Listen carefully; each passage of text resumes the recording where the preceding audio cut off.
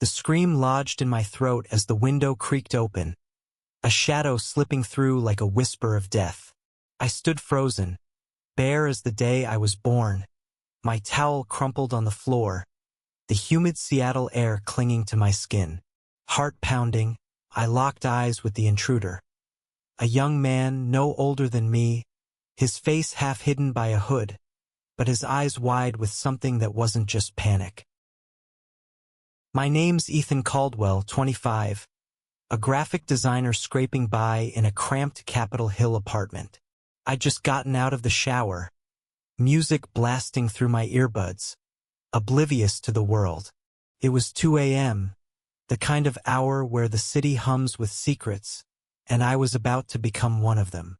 The intruder, lean, with sharp cheekbones and a faint scar above his left brow, didn't move.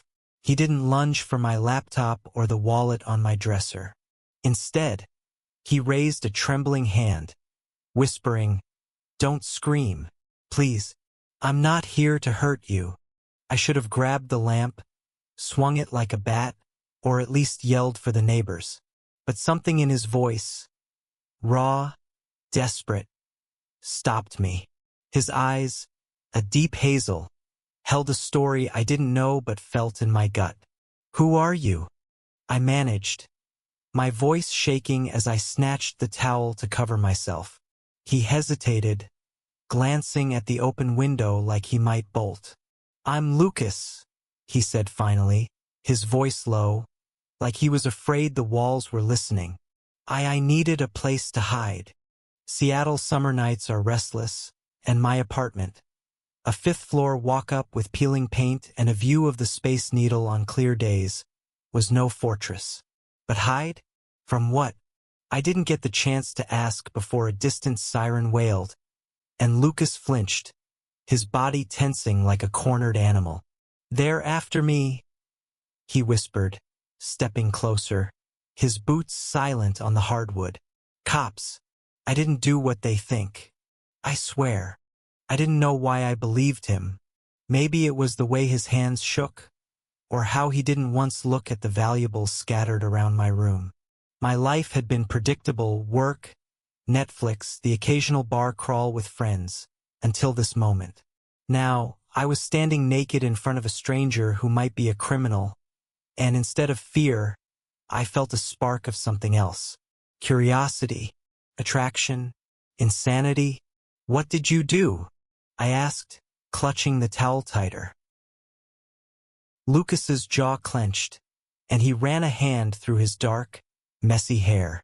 "I was at the wrong place, wrong time. Saw something I shouldn't have. Now they think I'm part of it." His eyes darted to the window again, then back to me. "I need to stay here, just for tonight. I'll leave before dawn, I promise." His voice cracked, and I saw it then. The fear, yes, but also a flicker of hope, like he was betting everything on my next words. I should have said no. Every rational part of me screamed to call 911, to get this guy out of my life before it unraveled. But I didn't. Maybe it was the loneliness that had settled into my bones after years of failed dates and shallow hookups. Maybe it was the way Lucas looked at me, like I was his last chance. "One night," I said, my voice barely above a whisper. "But you sleep on the couch, and you tell me everything." He nodded, relief flooding his face. I tossed him a blanket from my bed, my heart still racing as I pulled on a t-shirt and shorts. Lucas sank onto the couch, his shoulders slumping, and I realized he was younger than I'd thought. Maybe 23, with a wiry frame that spoke of days spent running, hiding, surviving. "Thank you, Ethan," he said, my name sounding strange on his lips. "You don't know what this means." As I sat across from him, the city's pulse throbbing outside, I wondered what I'd just done. I'd let a stranger, a fugitive, into my home, into my life. And yet, as Lucas began to talk, his voice low and halting, I felt the first threads of something weaving between us. Something dangerous. Something real. He told me he was from Tacoma, a runaway at 16 after his parents kicked him out for being gay. He'd survived on the streets, picking locks and lifting wallets to get by, but he swore he'd never hurt anyone. "I'm not a thief by choice," he said, his eyes locked on mine. "But sometimes you do what you have to." Last night, he'd been at a warehouse near the docks, scavenging for scrap to sell, when he overheard a deal. Drugs, guns, names he didn't recognize but knew were trouble. He'd run, but not before someone spotted him. Now, the cops thought he was involved, and the real criminals wanted him silenced. I listened, my coffee table between us like a fragile barrier. His story was wild, but his voice was steady, his gaze unwavering. I wanted to believe him. Maybe I needed to. My own life felt like a grayscale sketch, safe, but empty.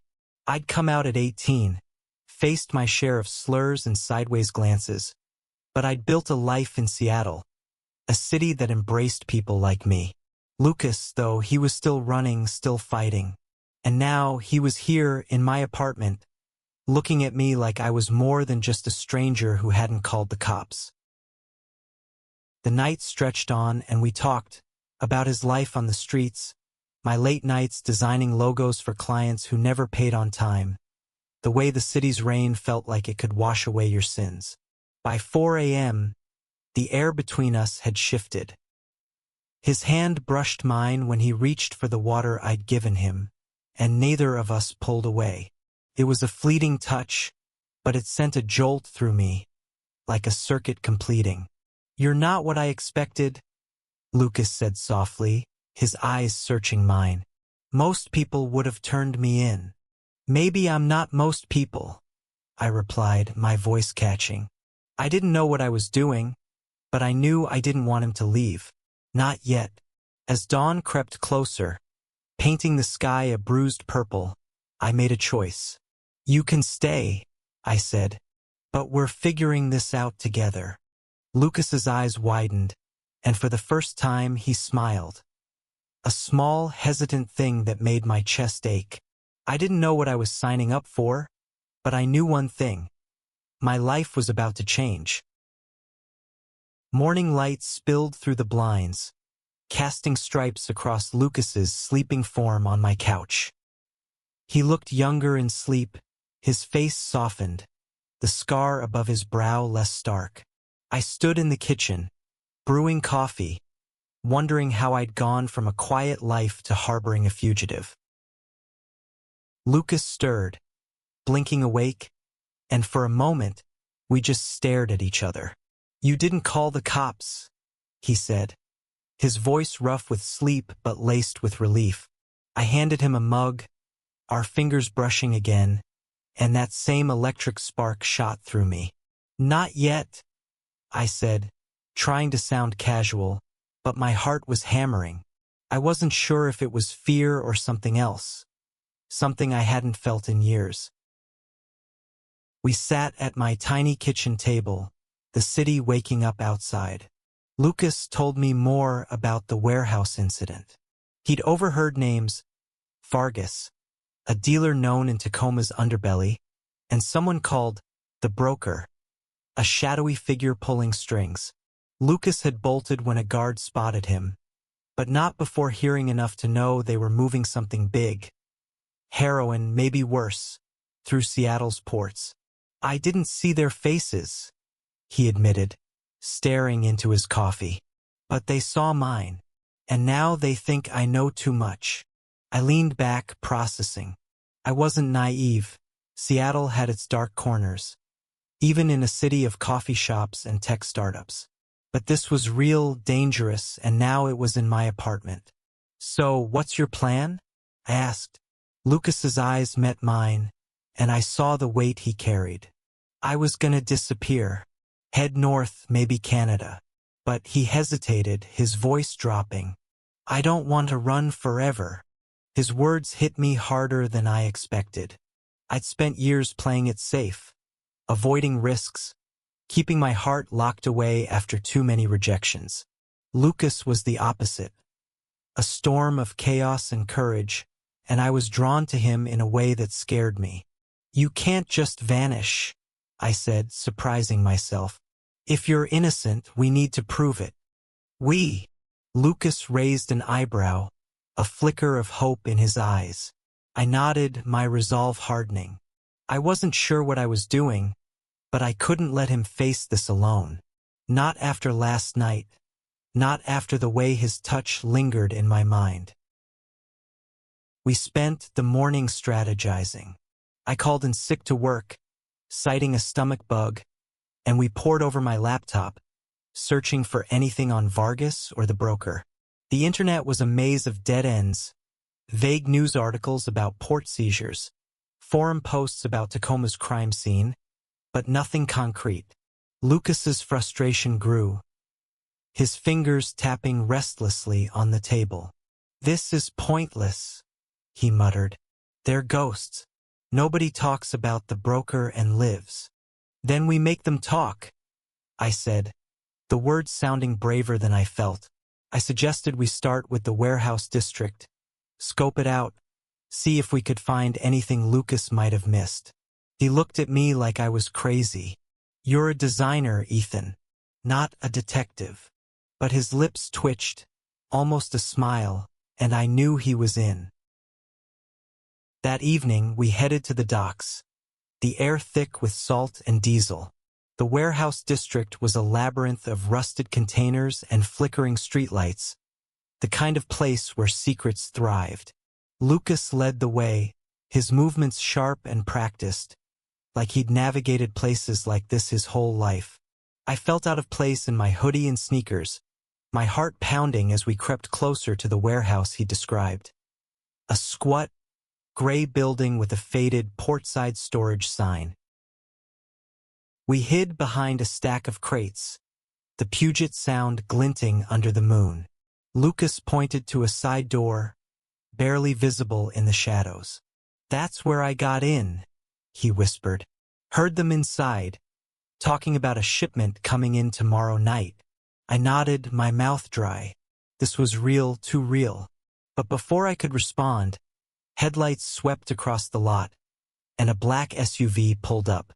Two men stepped out, their voices low but sharp, carrying over the hum of the city. Lucas grabbed my arm, pulling me lower. "That's Vargas," he hissed, his breath warm against my ear. My pulse spiked, not just from fear but from his closeness, the way his grip steadied me. We watched as Vargas, a stocky man with a shaved head, spoke to the other figure. A tall, thin man in a suit, his face obscured. The broker? They disappeared inside, and Lucas's hand lingered on my arm, his eyes locked on mine. "We need to get closer," he said, but there was something else in his voice, something that mirrored the heat in my chest. Against every ounce of sense, I nodded. We crept toward the warehouse, sticking to the shadows. My heart thundered, but Lucas's presence was a strange anchor, his confidence infectious. We reached the side door, and he pulled out a small lockpick, his fingers deft as he worked the mechanism. The door clicked open, and we slipped inside, the air thick with dust and the faint tang of metal. Inside, the warehouse was a maze of crates and tarps, dimly lit by flickering fluorescents. Voices echoed from deeper within, and Lucas motioned for me to stay low. We crouched behind a stack of boxes, peering through a gap. Vargas stood with the suited man, gesturing at a crate marked with a strange symbol, a circle with a slash through it. "Tomorrow's shipment is the last one," Vargas said, his voice rough. "After that, we're done with this city." The suited man nodded, his face still hidden. "Good. The broker doesn't like loose ends." My stomach twisted. Loose ends. Like Lucas. Like me now. I glanced at him, and his eyes were wide, but not with fear, with determination. He leaned closer, his lips brushing my ear as he whispered, "We need to get that crate's number. It's our only lead. I nodded, my breath catching at his closeness. This was madness, but it was also alive, electric, like nothing I'd ever felt. As we memorized the crate's serial number, Lucas's hand found mine, squeezing briefly. It wasn't just reassurance. It was something more, something that made my heart stutter. We slipped out of the warehouse, the night air cool against my flushed skin. And as we hid in the shadows, Lucas turned to me, his face inches from mine. "You're insane, Ethan," he said, but his smile was warm, almost tender. "And I'm glad you are." Back in my apartment, the crate's serial number burned in my mind. XJ 4729. Lucas paced, his energy restless, while I typed the number into every database I could think of. Shipping logs, port records, anything. Nothing came up. The city outside buzzed with its usual chaos. But inside, it was just us, two guys caught in a storm neither of us had seen coming. "You don't have to do this," Lucas said, stopping to look at me. His hazel eyes were softer now, unguarded, and it hit me how much had changed in 24 hours. "You could walk away, Ethan. Live your life." His voice was quiet, but it carried a weight that made my chest tighten. Walk away? Couldn't. Not from him. "I'm in," I said, my voice steadier than I felt. "But we need help." I thought of Mia, my best friend, a 27-year-old journalist with a knack for digging up dirt. She'd worked for a small Seattle paper, chasing stories nobody else dared touch. If anyone could find something on Vargas or the broker, it was her. I texted her to come over, keeping it vague but urgent. Mia arrived an hour later, her curly hair pulled back, her eyes narrowing as she took in Lucas's tense posture and my nervous energy. "What's going on, Ethan?"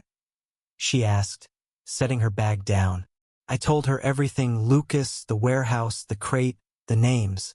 Her expression shifted from skeptical to intrigued, her reporter's instincts kicking in. "You're in deep," she said, glancing at Lucas. "But I've heard of Vargas. Small-time dealer, big-time connections. The broker, though, that's a ghost story." She pulled out her laptop, her fingers flying as she accessed her contacts. Cops, informants, even a hacker friend named Riley. Lucas watched her, impressed but wary, like he wasn't used to people helping him. "Why are you doing this?" he asked me later, when Mia stepped out to make a call. "You don't know me." "Not really." I hesitated, my heart pounding. "Maybe I want to," I admitted, the words slipping out before I could stop them. His eyes widened, and for a moment, the air between us crackled. Mia came back with a lead. Riley had traced the crate's number to a shipping manifest tied to a shell company, Horizon Imports. The shipment was due to leave Seattle tomorrow night, headed for Vancouver. "Drugs, probably," Mia said. "But the broker's name keeps popping up in chatter. Nobody knows who he is, but he's got pull, cops, politicians, you name it." Lucas's face darkened. "If that shipment leaves, I'm as good as dead," he said. "They'll hunt me until they're sure I won't talk." We decided to go back to the warehouse that night, armed with Mia's camera and Riley's hacked access to the port security feeds. The plan was simple. Get proof of the shipment, get it to the right people, and clear Lucas's name. Simple but insane. As we prepared, Lucas pulled me aside, his hand on my shoulder. "If this goes south, you run," he said, his voice low but fierce. "Promise me." I nodded, but the thought of leaving him twisted something inside me. The docks were quieter this time, the moon hidden behind clouds. We moved silently, Mia trailing us with her camera, her face set with determination. Lucas led us to a vantage point overlooking the warehouse, where trucks were already loading crates.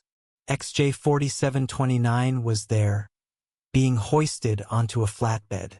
My heart raced as Mia snapped photos, her camera's soft clicks deafening in the silence. Lucas's hand brushed mine, and I squeezed it, grounding myself in his warmth. Then it went wrong. A guard spotted us, his flashlight beam cutting through the dark. "Hey!" he shouted, drawing a gun. Lucas yanked me behind a container, Mia diving after us. My pulse thundered as footsteps closed in, voices barking orders. Lucas's eyes met mine, and in that moment, I saw everything. Fear, regret, and something deeper, something that made my breath catch. "Stay with me," he whispered, and I nodded, my hand still in his. We ran, weaving through the maze of containers, the guards' shouts echoing behind us. Mia kept pace, her camera clutched tight. We reached a chain-link fence, and Lucas scaled it like it was nothing, turning to help me over. His hands were steady, his grip strong, and as I landed on the other side, he didn't let go.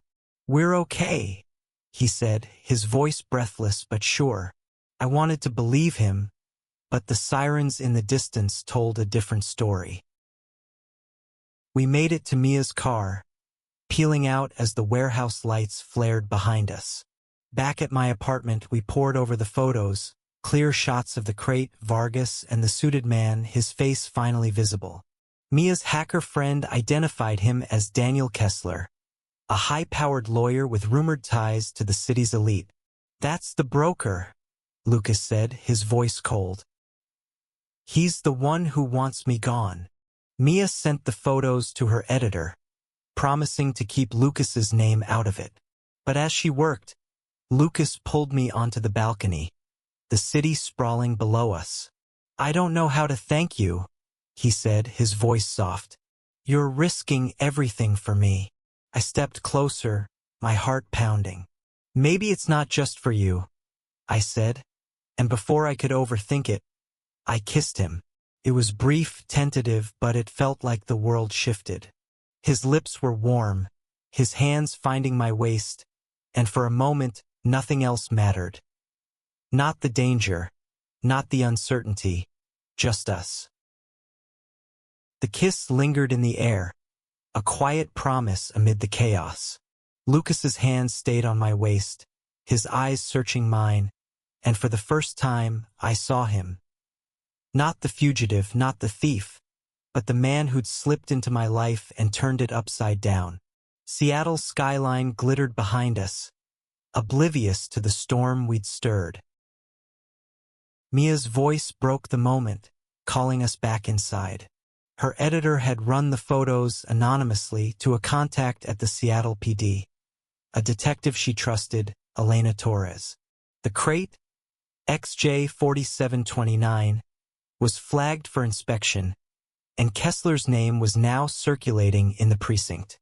"This is big," Mia said, her eyes bright with adrenaline. "But you two need to lay low. Vargas and Kessler will know someone's talking." Lucas's jaw tightened, and I felt the weight of his fear. "They'll come for me," he said, his voice low. "And now you're on their radar, Ethan." The thought sent a chill through me, but I pushed it down. "I've chosen this, chosen him. We'll figure it out," I said, squeezing his hand. He didn't pull away, and that small gesture felt like a victory. We decided to hole up at Mia's place, a loft in Belltown with better security than my walk-up. As we packed, Lucas moved with a quiet intensity, his eyes scanning the room like he expected trouble to burst through the door. I caught him staring at a photo on my fridge, me and my brother at a pride parade, rainbows painted on our faces. "You've got people who love you," he said, almost to himself. "That's rare." I stepped closer, my shoulder brushing his. "You could have that too," I said, my voice soft. He looked at me, his expression raw, vulnerable. "I've never stayed long enough to find out," he admitted. Before I could respond, Mia called us to hurry, and we grabbed our bags, slipping into the night. Mia's loft was all exposed brick and high ceilings, a stark contrast to my cluttered apartment. We spread out her research notes on Vargas, Kessler, and Horizon imports. Riley, her hacker friend, joined us via video call, their face obscured but their voice sharp. "Kessler's dirty, but careful," Riley said. "He's got shell companies layered like an onion. The shipment's still set for tonight, but the port's crawling with security now." Lucas leaned forward, his hands clasped. "If we can get to that crate before it leaves, we can end this." His voice was steady, but I saw the tension in his shoulders. Mia shook her head. "You show up there, you're done. Let Torres handle it." But Lucas's eyes met mine, and I knew he wouldn't sit this out. Neither would I. We left Mia behind, promising to stay in touch. The docks were a different beast at midnight. Floodlights casting harsh shadows, the air thick with tension.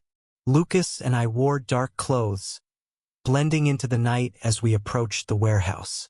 The crate was still there, now loaded onto a truck, but the area was swarming with guards. My stomach knotted as Lucas whispered, "We need a distraction." I spotted a stack of crates nearby, unstable and heavy. "On it," I said, my voice shaking. I crept closer, my heart pounding, and gave the stack a hard shove.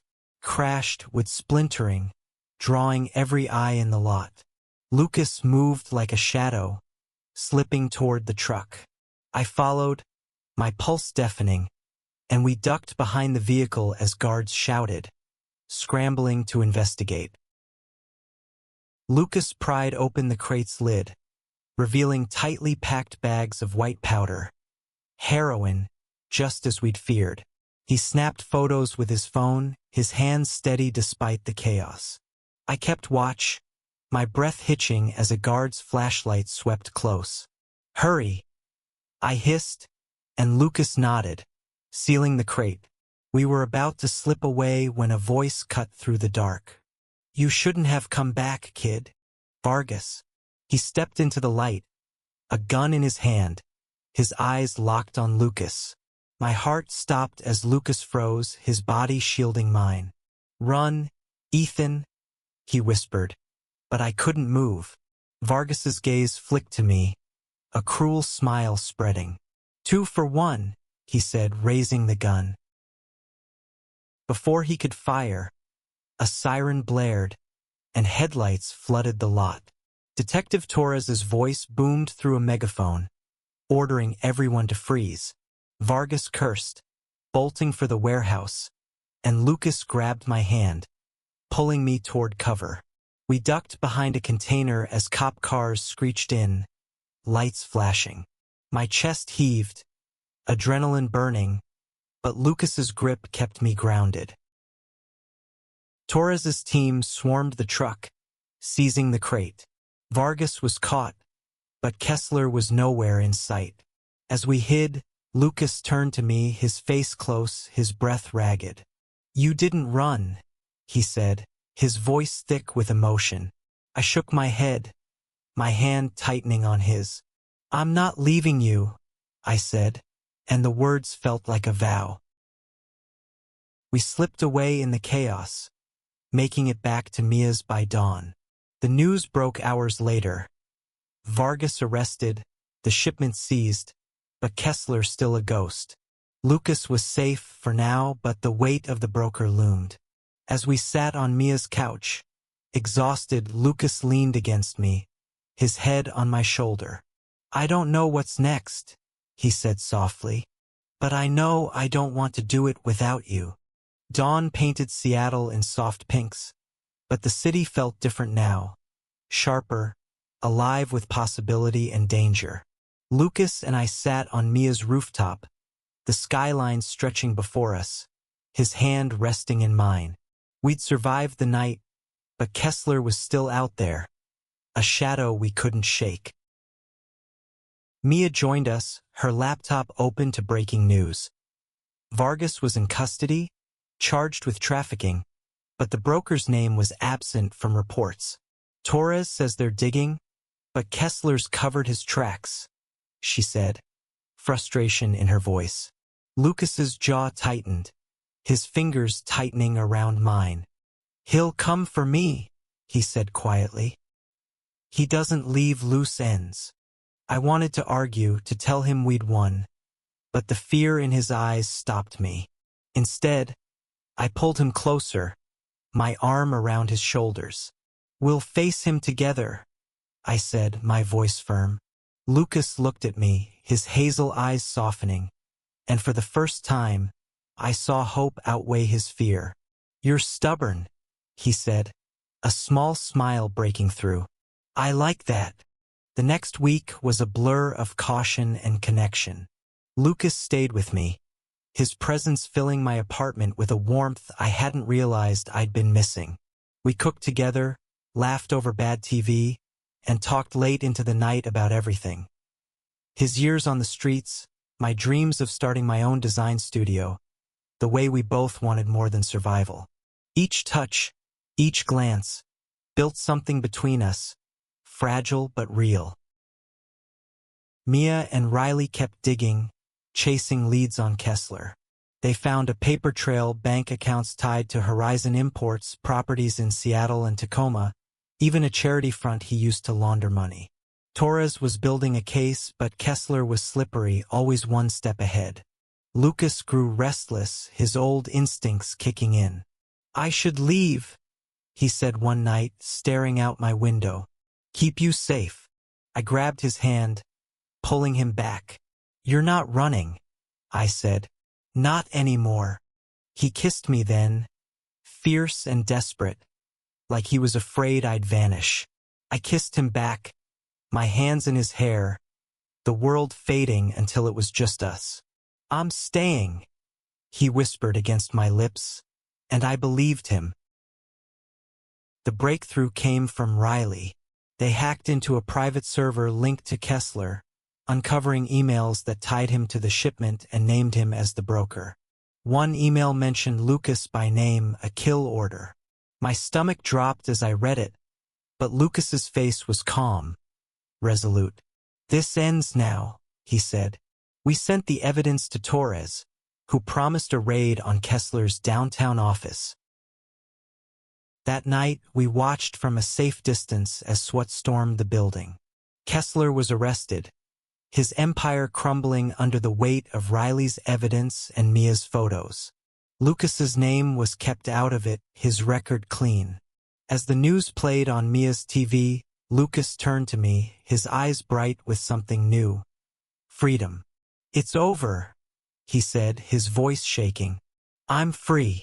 We celebrated on the rooftop, just the two of us, the city humming below. Lucas pulled me close, his hands framing my face. You saved me, Ethan, he said, his voice thick with emotion. Not just from them, from myself. I shook my head, my heart full. We saved each other, I said, and kissed him under the stars, the weight of the past falling away. Months later, Lucas moved into my apartment, his life no longer a series of escapes. He got a job at a community center helping kids like him, kids the world had turned its back on. I started my design studio, small but growing, with Lucas as my biggest cheerleader. We weren't perfect. Fights over dishes, late nights worrying about bills, but we were real, and that was enough. The night Lucas snuck into my room, I thought I'd lost control of my life. Instead, I found it. I found him, and in a city of secrets, we built something honest. A love that didn't just survive but thrived, proving that sometimes the greatest risks lead to the greatest rewards.